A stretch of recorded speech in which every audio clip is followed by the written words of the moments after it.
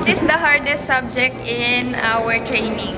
For me, tomorrow. Say hi to my vlog. Hi! So, tell me your age and what were you doing before you... Bakit sasabihin pa yung age? Wag na. Ah, sige na lang. 18? And what were you doing before Cebu Pacific? Ground crew ng Korean Air. Oh, wow! Age and what were you doing before Cebu Pacific? Age, 22 years old. Wow! I'm a fresh grad. Oh, gusto ko yan. Same po. Cha, your age and what were you doing before Seb? Oh, we're I'm a same. fresh grad. Yes, I love it. Lau, tell me your age and what were you doing before Seb pa? Pwedeng secret kung ayaw mo. I think I'm 30 years old. I was a passenger service agent at Singapore Airlines. Wow, I love it. My SQ family. Shout out. Shout out. SQ. Yes. Beat, tell me your age and what were you doing before Seb? Ikaw muna, Z. Sige. I am 22 years old and kaka-graduate ko lang. So basically, this is my first job. I love it. Yes, Jel? 23 years old, fresh grad. Uy, ang dami nating fresh grad. Go.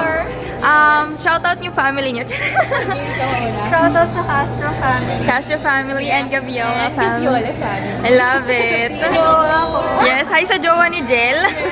Louie, Hello. tell me your age and what were you doing before Seb? I am 25 years old. Before joining Cebu Seb. Pacific, I was a call center agent. I love 5 years. it. Oh, ang daming experience. Thank you, Louie. Can you tell me your age and what were you doing before Seb?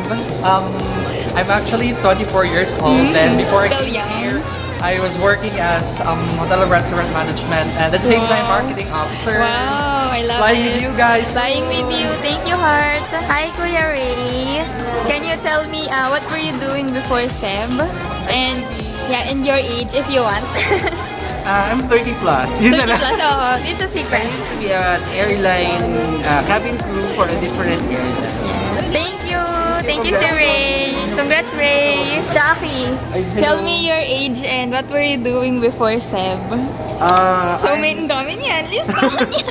I'm 24 years old. Wow, so and young. Before Seb, I'm a financial advisor and an accountant. Yes. Yun lang. Ay, sabi mo apat. I have 4 jobs here. Yes.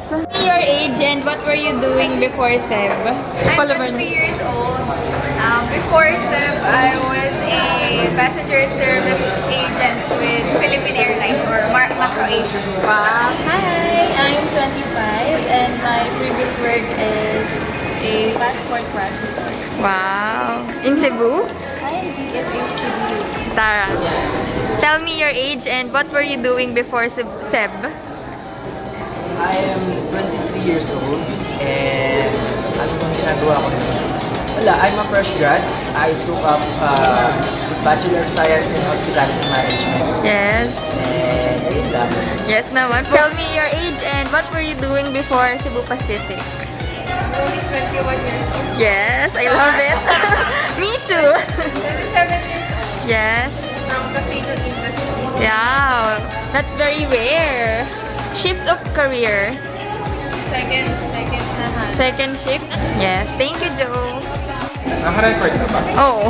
Tell me your age and what were you doing before Cebu Pacific? 22 fresh grad. Wow, ang yayami naman. Your age and what were you doing before Seb? Hi, I'm 26 years old and I'm from different airlines. Hi, She. Tell me your age and what were you doing before Seb? Hi, I'm Shay. I'm 22 years old and I'm fresh grad. Wow, sana all fresh.